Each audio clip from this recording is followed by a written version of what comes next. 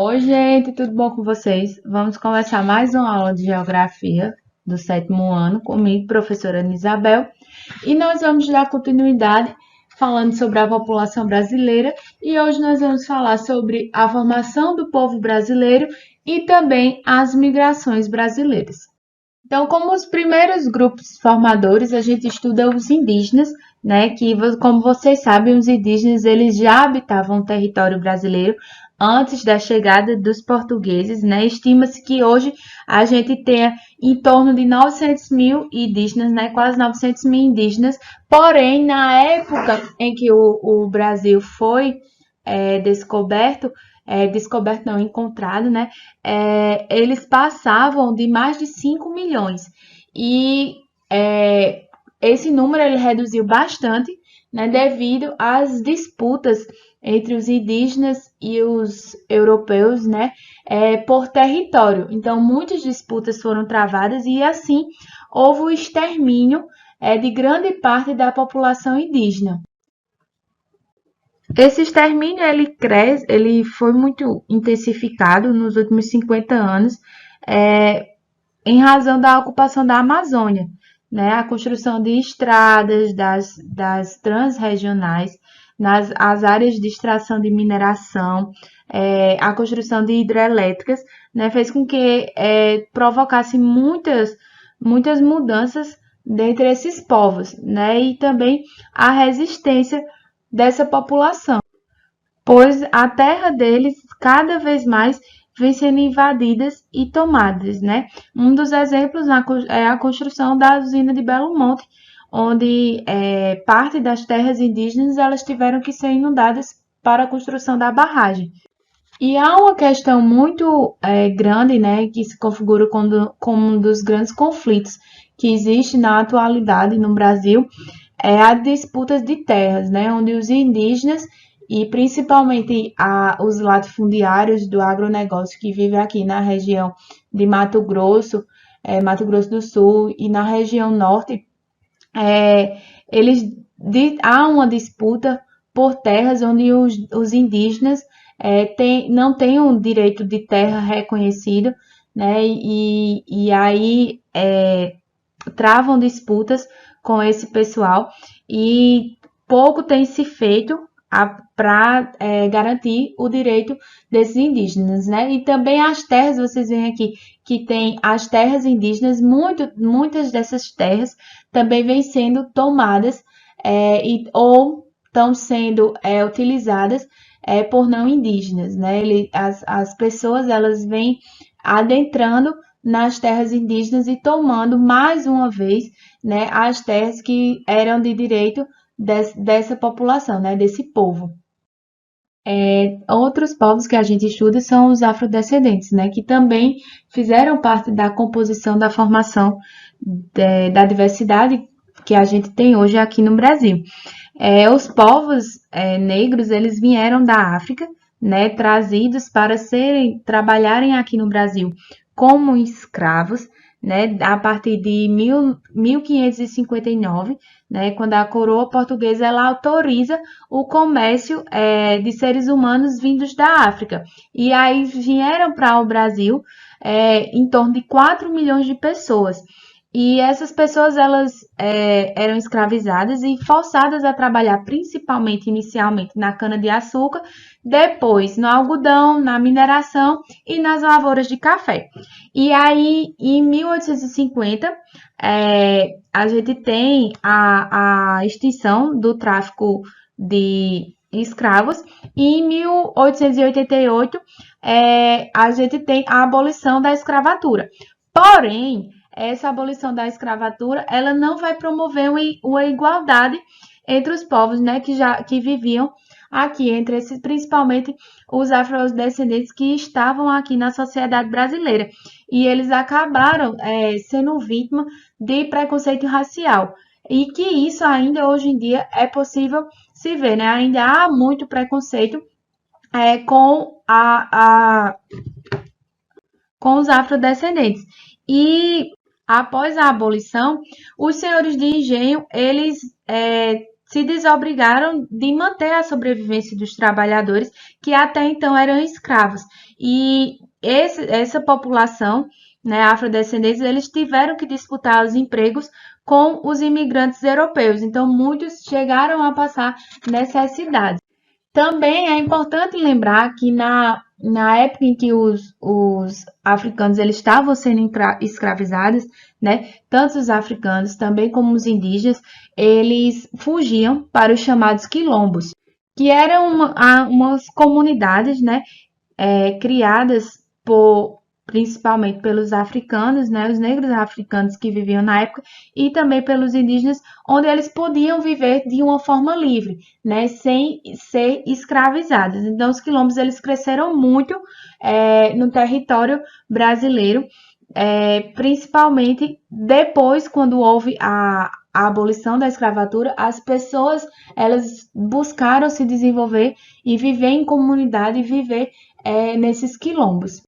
E hoje em dia, os moradores dessas comunidades quilombolas, eles lutam para ter o direito às terras, né, que vem sendo ocupada desde o tempo da escravização. E assim manter a sobrevivência e sem perder os modos de vida e as tradições que se tem nessas comunidades.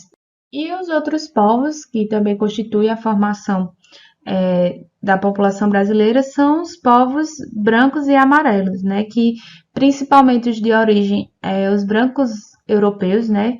Vindo os portugueses, depois os italianos e alemães que ocuparam mais a região sul do país, e também vieram os japoneses, né? Que também foi outro grupo importante para a formação da população brasileira, né? Eles chegaram no Brasil por volta de 1908 e formam o quinto maior grupo de imigrantes que se encontra no Brasil.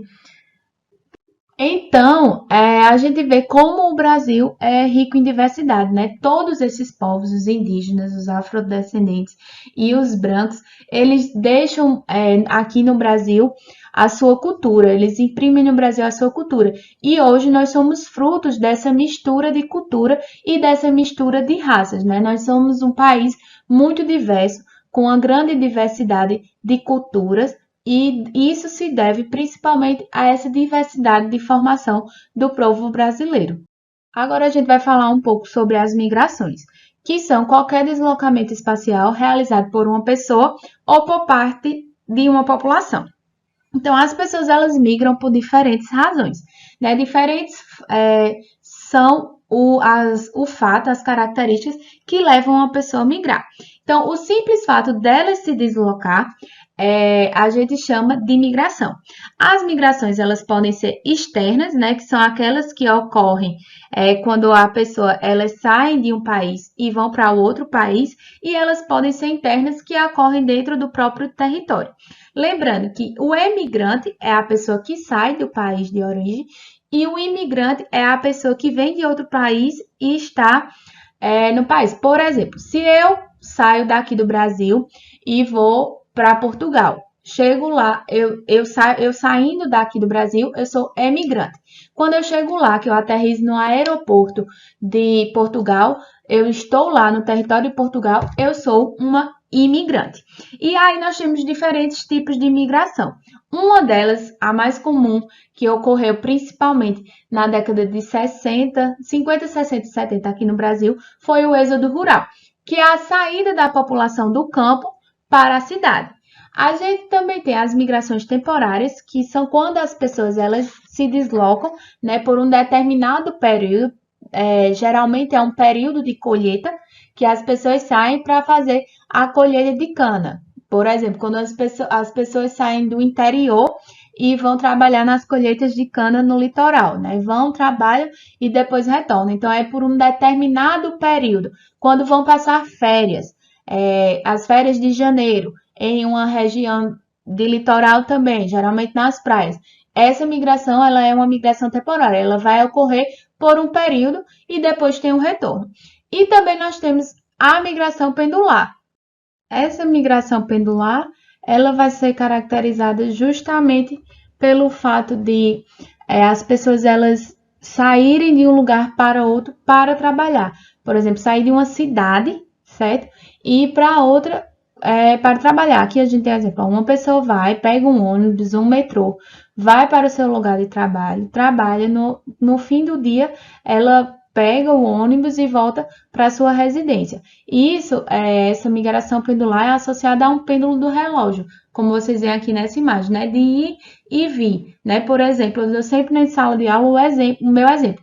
Eu moro em Campina Grande, na Paraíba, e trabalho em Santa Cruz. Então, eu saía de Campina Grande, ia trabalhar em Santa Cruz, trabalhava, passava o dia em Santa Cruz, quando era à noite eu voltava. Então, todo dia eu fazia essa migração pendular, de ir para trabalhar e voltar. Então, a gente chama isso de migração. Esses aí são os tipos de migrações, né? E no Brasil, as migrações internas, né, que ocorreram dentro do seu território, aconteceram de diferentes formas ao longo dos anos. Né? Então, na década de 50 e 70, a gente vê uma forte saída da população do Nordeste em direção principalmente à região Sudeste, tá? E já lá no fim no iníciozinho da década de 60, essa população ela começa a ir para a região norte, como vocês veem aqui. A população ela vai para a região norte e também ela sai aqui da região sul em direção à região centro-oeste, graças à expansão da fronteira agropecuária. Né? E também a gente tem a construção de Brasília nesse meio, né? Que também trouxe muita população aqui para a região centro-oeste. E aí, no fim dos anos 90 e início de 2000, a gente vai perceber a chamada migração de retorno, que é o deslocamento das pessoas que saíram dos seus estados, dos seus municípios, para outras regiões e agora elas estão retornando. Né? Então, isso a gente chama das migrações de retorno. E essa migração de retorno, ela foi muito comum lá a partir dos anos 2000 aqui no Brasil. Então, os fluxos migratórios brasileiros, eles foram bastante diversos, né? Diferentes fatores, mas principalmente os fatores econômicos estiveram associados a esses movimentos, né? Uma busca por melhores condições de vida, fizeram a população sair de um lugar para outro, né? Principalmente das cidades menores para as grandes metrópoles, para as cidades, para as capitais e depois para as cidades maiores,